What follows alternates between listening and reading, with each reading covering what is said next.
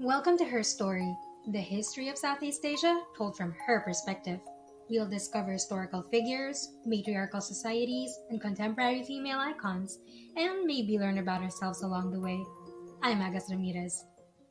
In this episode, we'll talk about the Minangkabau, a matrilineal society in West Sumatra, Indonesia, which traces descent and inheritance through the female line.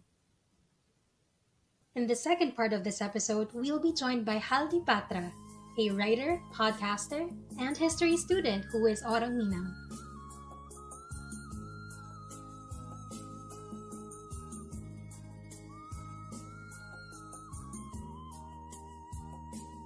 Matrilineality is a societal system in which a person's descent is traced through their mother or maternal ancestors. In a matrilineal society, property, such as land, is handed down from mother to daughter. These societies typically have customs that are not typical everywhere else. There are many well known matrilineal societies throughout the world.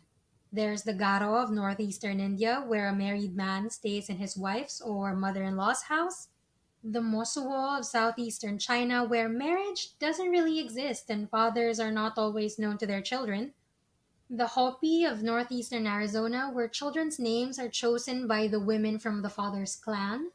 The Ovambo of northern Namibia and southern Angola, the Akan of Ghana, and of course, the biggest matrilineal society today, the Minangkabau of West Sumatra, Indonesia.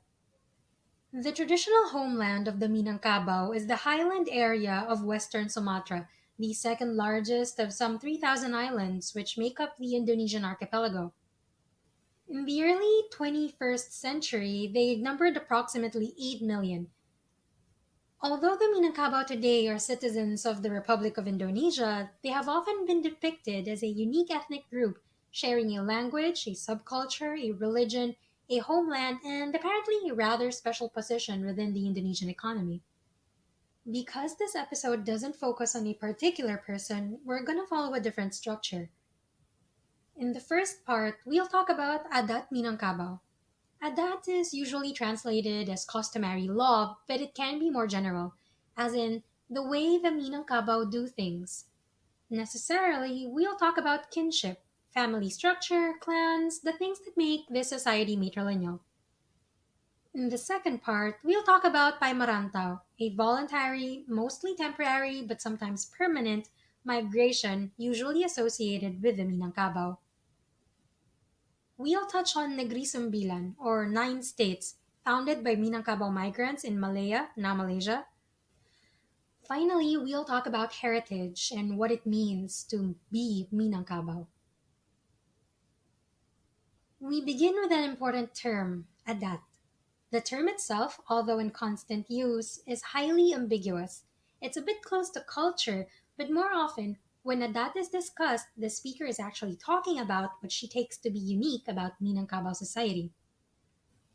This can mean rules of conduct, inheritance and management of property, things like that. So, adat could be loosely translated as tradition, like a single portion of modern culture thought to be derived from the past. According to the anthropologist Joel Kahn, referring to adat allows us to set it aside from other aspects of culture. So the word serves two functions. First, to emphasize the importance of matrilineal organization in Minangkabau, both now and in the past, and second, to distinguish this body of custom from modern influences and even from Muslim religious law. That's also an important thing to remember. The Minangkabau are Muslim, and the Islam as practiced by the Minangkabau is a purer form known among Indonesianists like Clifford Geertz as santri.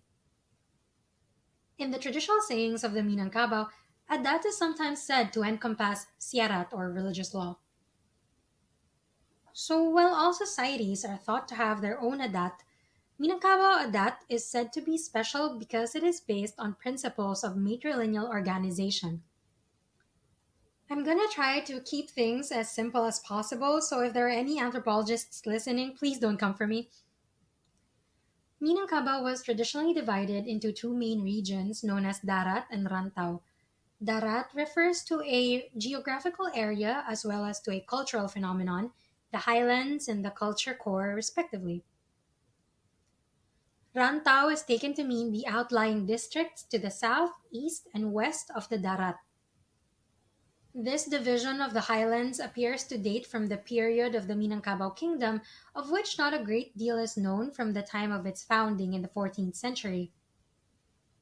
Traditional history maintains that the first king of Minangkabau was a Javanese aristocrat known as Adityawarman, while Minangkabau myth has it that the kingdom, and indeed Minangkabau itself, was founded by Maharajo Dirajo, one of the three sons of Iskandar Sulkarnain, or Alexander the Great. In the myth, the modern forms of Minangkabau Adat originate from two culture heroes, Datuwak Katumangguwangan and Datuwak Parpatia Nan Sabatang.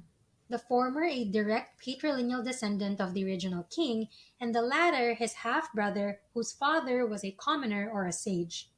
These two culture heroes are very important in the logic behind social organization. The Minangkabau are organized into clans and lineages known as suku. Suku is a broad term and can be used to refer to any of a number of different levels of kin grouping.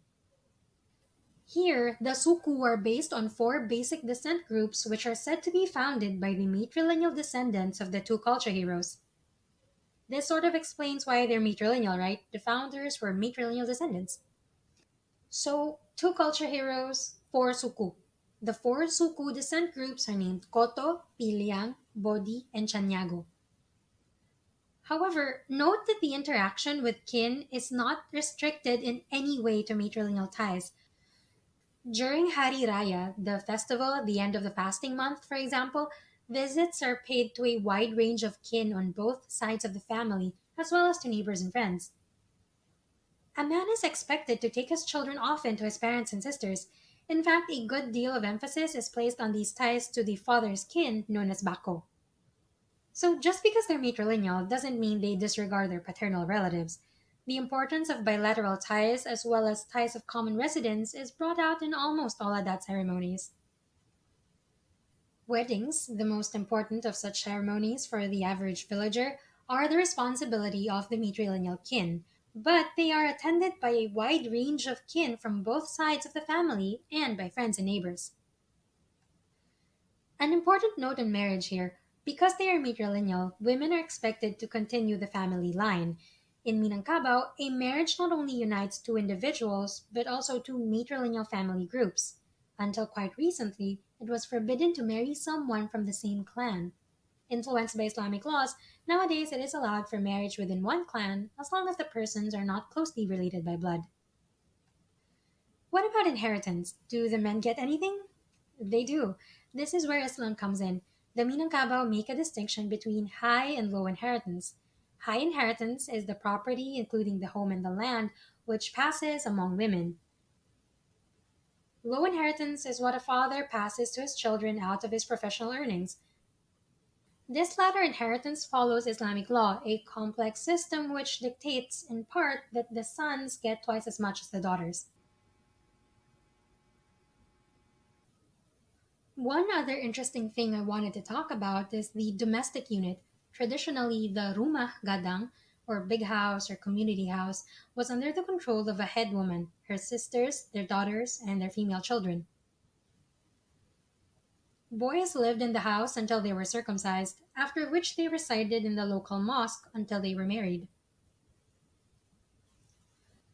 The community house was a large rectangular structure raised high above the ground with a saddle shaped roof. A main room occupied much of the structure. Adjoining it were the living compartments, each occupied by a woman, her children, and her husband. Members of several community houses made up the suku or clan. Several clans made up the negri, the largest unit of government, roughly equivalent in size to a village, which was administered by a council. Since World War II, the traditional kinship structure has declined in importance, and many nuclear families have left the village to establish their own households. A quick break for another podcast you should definitely be listening to. Go. Were you traumatized as a child by watching Unsolved Mysteries? Do you like to judge facial hair? Guess what? We have a podcast for you. Can you believe it? It's called Perhaps It's You. and it is an unofficial Unsolved Mysteries rewatch podcast. We're your hosts. I'm Samantha. I'm Liz. We're two cool mystery ants, not really, who watch an episode of Unsolved Mysteries each week And tell you about it. We update you if any of the mysteries have been solved. We rate the episode on a scale of Robert Stacks. We can give episodes a possible 5 out of 5 Robert Stacks, although it rarely happens. Very rarely. We also complain about what everyone is wearing. And it doesn't really matter if you know anything about Unsolved Mysteries or not. You should tune in because it's the #1 podcast on iTunes. Yeah, you can find us on Google Play, Apple Podcasts, most podcast platforms. You can also check out our website, perhapsitsyou.com, or find us on the social medias at Perhaps It's You.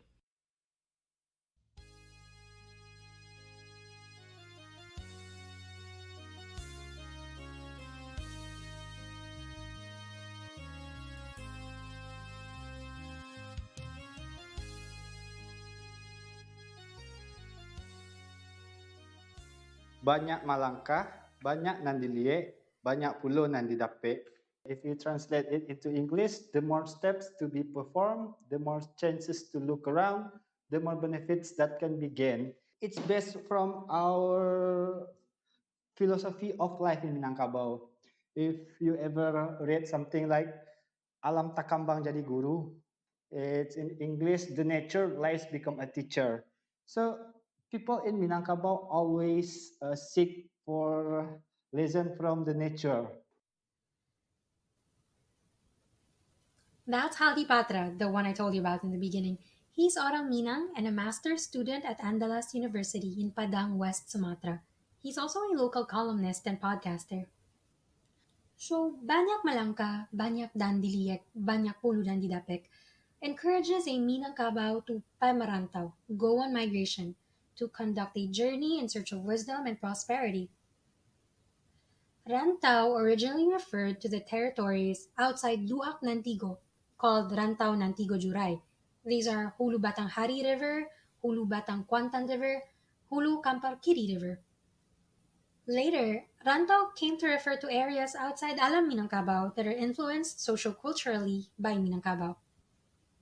Initially, Paimarantau was conducted by men only, while Minangkabau women stayed in the homeland that they will essentially inherit. Let's listen to Haldi again. Yeah, well, Paimarantau is like a migration from the Minangkabau war. So in the past, the young people in Minangkabau, they had to did merantau culture. It means if you are already 18, you must go to out of Minangkabau to get your wealthy, to get your knowledge. And in Merantau, you will get the something new, so you can make it as a lesson. Later on, women have also participated in Marantau activity. One of the impacts of going Marantau, especially for those who are doing it permanently, is the possibility of interaction with other ethnic groups through marriages. Some Minangkabau women do Pamarantau through interethnic or interstate marriages. Some Minangkabau migrated to Malaya, now peninsular Malaysia, in the late 19th century and formed a confederation of small states that came to be known as Negri Sembilan, or Nine States. Minangkabau tribesmen who closely resembled the peninsular Malay left Sumatra to seek greater economic opportunity across the Strait of Malacca. Rapid expansion of Malayan tin mining after 1850 lured increasing numbers of Minangkabau as miners or as petty merchants. The immigrants secured transit to Malaya by selling property or receiving assisted passage in return for contract mine labor. By the beginning of the 20th century, however, capital-intensive mining displaced Minangkabau miners who then shifted to agricultural pursuits in interior river valleys. Land was plentiful and the Minangkabau frequently gained title to land by clearing, planting, and living on it. Malay sultans didn't really raise any objections to these linguistically Malay immigrants because they partially offset the influx of Chinese laborers. Minangkabau immigrants became successful smallholder farmers and they ultimately came to control much of the retail trade in the Malay Peninsula. Orang Minang today are incredibly proud of their heritage. Admira Salim, a professional Minangkabau woman who grew up and continues to live in Jakarta, said that they know they are unique among Indonesia's Muslim communities. She is proud of the difference, especially, she said, that I do have a say in my own community. In daily life, women and men occupy roles that may seem unequal. Women rule domestic life while men hold all positions of political and religious leadership. Yet both genders say that they value those roles and each other equally. Evelyn Blackwood, an anthropology professor at Purdue University, published a book about the Minangkabau called Webs of Power: Women, Kin, and Community in a Sumatran Village. According to her, men have public power, but think of them as frontmen, representing the community to the state or to the mosque. Within the clan or extended family, the power that belongs to senior men, especially those with titles like Datu or Chief, is no more significant than that of senior women. Women's ownership of land assures their power and position alongside the men. I think Minangkabau is my first nationality before Indonesia. You know, like Indonesia has so many culture, and as a Minangkabau, I put Minangkabau first, and then to Indonesia. I speak Minangkabau language in my daily conversation. I only use Bahasa Indonesia in certain circumstances like school, business, and formal circumstances. So in daily activity, I speak in Minangkabau. And I live in West Sumatra province, where the majority people here is a Minangkabau ethnicity. So from my childhood until now, I grow up, I live in Minangkabau world. So Minangkabau is everything for me. The rest of Haldi's interview is available on Patreon.